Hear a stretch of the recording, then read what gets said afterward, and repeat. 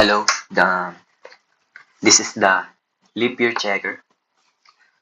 The functionality of this code determines whether a user provided year is a leap year based on established Gregorian calendar rules. Uh,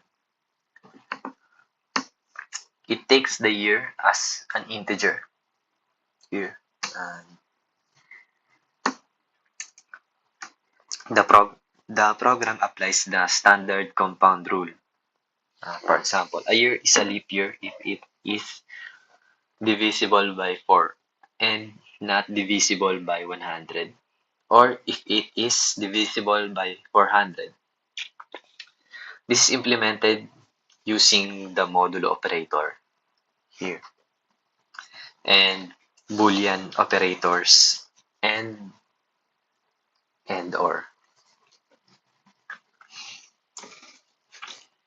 The output of this code, it prints leap year if the condition is met, or not leap year otherwise. Let's try.